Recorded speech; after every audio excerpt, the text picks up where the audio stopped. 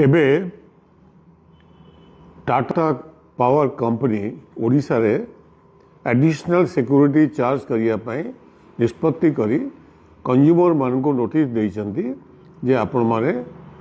2 मासर average जहाँ आपणकर consumption ताकू आधार करी आपण को एडिशनल सिक्योरिटी डिपोजिट करने पड़ो। ता विरुद्ध रे लोके प्रबल प्रतिवाद करुछंती एवं विभिन्न राजनीतिक दल इंक्लूडिंग कांग्रेस पार्टी मध्य ए संपर्क में तीव्र प्रतिक्रिया प्रकाश करिछि। प्रतिक्रिया प्रकाश करवा स्वाभाविक। टाटा कंपनी बा जेकोसी प्राइवेट कंपनी जे डिस्ट्रीब्यूशन दायित्व नहीं से माने रेगुलेटरी कमिशन द्वारा नियंत्रित रेगुलेटरी कमिशन अर्थात ओडिशा रे ओईआरसी जहाँ नियम बांधिबे ताकू ये भी डिस्ट्रीब्यूशन कंपनी रहिबो ताकू मानिवा को बाध्य। मु गोटे कथा देखुली टाटा कंपनी दिल्ली रे से माने भी गोटे ऑपरेटर एवं दिल्ली रेगुलेटरी कमिशन जेतेबेले आपणकर वर्ष को थरे देखंती जे कंज्यूमर माने जेतिके तांकर एग्रीमेंट करिसंती जेतिके किलोवाट पावर कंजप्शन करिया पई ताठू जदि अधिका कंजप्शन करिथिबे ताहले सेमाने अधिका चार्ज करेंगे। गोटे किलोवाट जदि अधिका है ताले से लगी 600 टंका आउ जदि 2 किलोवाट बढ़ी ताले 900 टंका एमती स्लैब रखिंट किंतु कौ बेसिस से हुए ना सेठी कंटिन्यूअस 4 मास रो एवरेज नेला परे जदि देखा जिवो जे टोटल जा एग्रीमेंट है धरतु जनकर 5 किलोवाट एग्रीमेंट है जदि कंटिन्यूअस 4 मास को देखला परे 6 किलोवाट होइतिबो ताहले गोटे किलोवाट आउ एक्स्ट्रा 600 टंका देवाई पड़ो। तांको नोटिस दिया जिवो एवं नोटिस सांगे बुझे दिया जिवो एही एवरेज रे आपनकर बढ़िला से लगी आपनकर बिल रे एटाको ऐड करागला। जदि परवर्ती अवस्था रे नेक्स्ट ईयर रे जदि आपनकर कमी गला कंजप्शन आपनकर 5 किलोवाट जगह 4 किलोवाट हला ताहले आपण को कहा जिवो जे आपण 4 किलोवाट को कमे पे चाहउछंती ना 5 किलोवाट रे रखिया को चाहउछंती। यदि कंज्यूमर कहे ना 4 किलोवाट रे रखा कमे दिया जाऊ ताहले तांकर सिक्योरिटी मनी जहाँ थिबो तार इंटरेस्ट से माने बिल रे नेक्स्ट बिल रे ताकू भरणा कर दियंती। ये होची प्रक्रिया। एठी प्रश्न उठिछि ओडिशा रेगुलेटरी कमिशन इलेक्ट्रिसिटी रो जो रेगुलेटरी कमिशन अछि से माने एपरी निष्पत्ति कहीं नहीं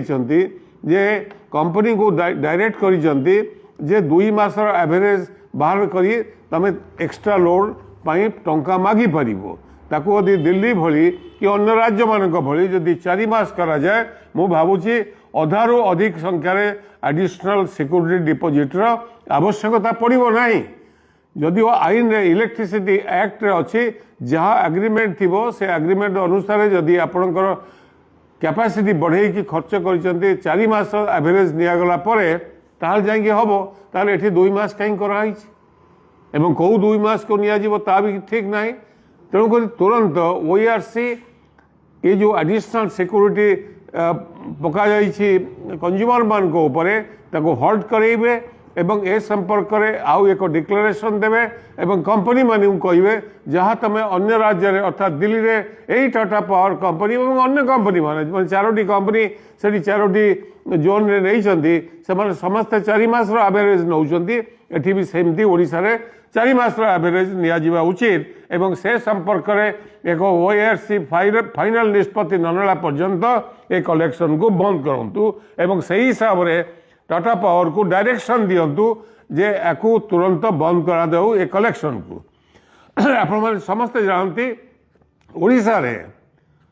गोटे यूनिट भी गरीब गरुबा लोकों को साधारण कंज्यूमर को छाड़ करा जाई नहीं। समग्र देश रे आपण जदि देखिबे पंजाब रे 300 यूनिट डोमेस्टिक कंजप्शन पई फ्री ठीक सही भली तेलंगाना रे 200 यूनिट फ्री दिल्ली रे 200 यूनिट फ्री डोमेस्टिक कंजप्शन रे कर्नाटक रे 200 यूनिट फ्री तमिलनाडु रे 100 unit domestic free Andhra Pradesh से 200 यूनिट फ्री झारखंड रे 200 यूनिट फ्री आम पड़ोसी राज्य हिमाचल भली राज्य रे सेठी 125 यूनिट फ्री। जेतकी राज्य मु पड़ी गली पंजाब रे समुदाय कोयला बाहर नि जाए कोयला नहीं तेलंगाना रे किछि कोयला अच्छी किंतु 70-80% कोयला बाहर नियंती कर्णाटक मध्य सही भली तमिलनाडु मध्य सही भली एवं झारखंड रे कोयला अच्छी ता बाहर से 200 यूनिट पर्यंत मध्य छाड़ कर हिमाचल रे गोटे बिंदु कोयला नहीं सेठी 125 यूनिट डोमेस्टिक कंजप्शन पर छाड़ कर मध्य प्रदेश से गोटे टंकार 100 यूनिट पर्यंत से पावर दौरान आ व्यतीत से सरकार माने जानतु पंजाब रे totally free electricity for farmers से माने वर्ष को 17,110 कोटी टंका सब्सिडी दौरान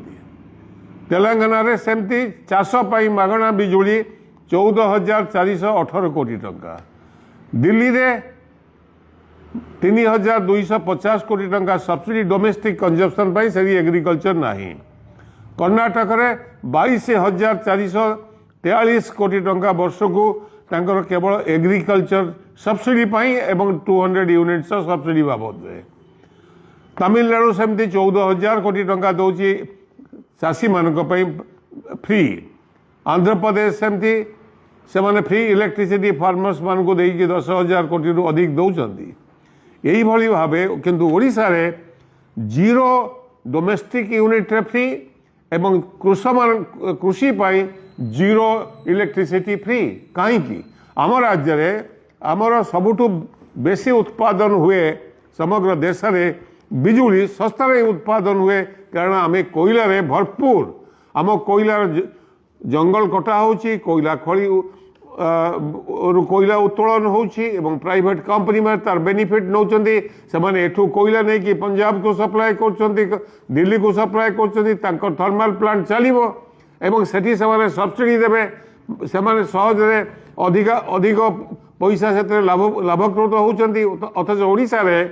यूनिट पिछा दाम डोमेस्टिक चार्ज से भी अन्य राज्य तुलन अधिक ओडिशा रे मात्र 2% इलेक्ट्रिसिटी कृषि पाई व्यवहार हुए अपन चिंता करतु एवं डोमेस्टिक कंजप्शन रे अन्य राज्य माने 30% रु ऊर्ध्व से माने तांकर इलेक्ट्रिसिटी खर्च होची डोमेस्टिक कंजप्शन रे आम राज्य रे मात्र टोटल इलेक्ट्रिसिटी आम मात्र 7-8% आम व्यवहार करूँ आम डोमेस्टिक कंजप्शन रे तार एथुरु स्पष्ट होची ओडिशार गरीबी लोक मध्यवित्त श्रेणी लोक एमाने अन्य राज्य तुलन में केते पछारे अछंती हमर इकोनॉमिक कंडीशन रे ठीक सही भली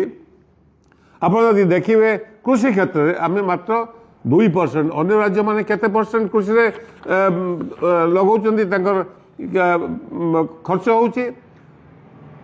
electricity use in agriculture Punjab रे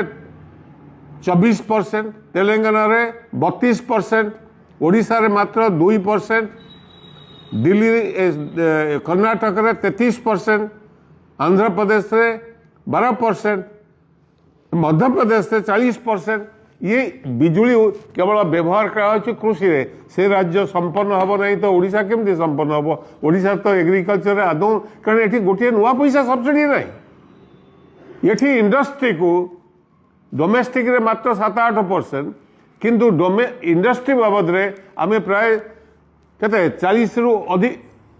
60% आमे केवल इलेक्ट्रिसिटी कंजप्शन होची हमर हेवी इंडस्ट्री बड़ इंडस्ट्री माने कंजप्शन करूचंती एवं से माने केते दउचंती से माने दिल्ली वाला 8 टंका 8.5 टंका कर्नाटक रे 8.5 टंका अथच ओडिशा रे डोमेस्टिक कंजप्शन पई जति पैसा ता सेति पैसा से माने देबे कोन पई आपण 2 टंका बढ़ाई दियो गोटा यूनिट इंडस्ट्री पई जहाँ कर्नाटक नौची जहाँ तमिलनाडु नौची जहाँ पंजाब नौची इंडस्ट्री पई से मान को सही हिसाब रे बढ़ाई दियो एवं टोटल ओडिशा कंज्यूमर को जो 7-8% इलेक्ट्रिसिटी से कंज्यूमर मान को टोटली इलेक्ट्रिसिटी फ्री करो नॉट इवन 200 यूनिट्स एवं ये जो एडिशनल सिक्योरिटी जो कह डिपोजिट करने तुरंत बंद करने उचित एवं ओईआरसी दायित्व ये ओईआरसी कंपनी मानकर हाथ बारिश न हो ओईआरसी को से नियंत्रण न करूँ ओईआरसी कंपनी मान को नियंत्रण करू जहाँ इलेक्ट्रिसिटी एक्ट रे अच्छी से मोर अपील मुख्यमंत्री ए संपर्क डिटेल स्टडी करंतु आवश्यक पड़े से एक्सपर्ट मान को सब कथा आम बसिक आलोचना करें ओईआरसी चेयरमैन को डक जाऊ एवं विरोधी पक्ष को डक जाऊ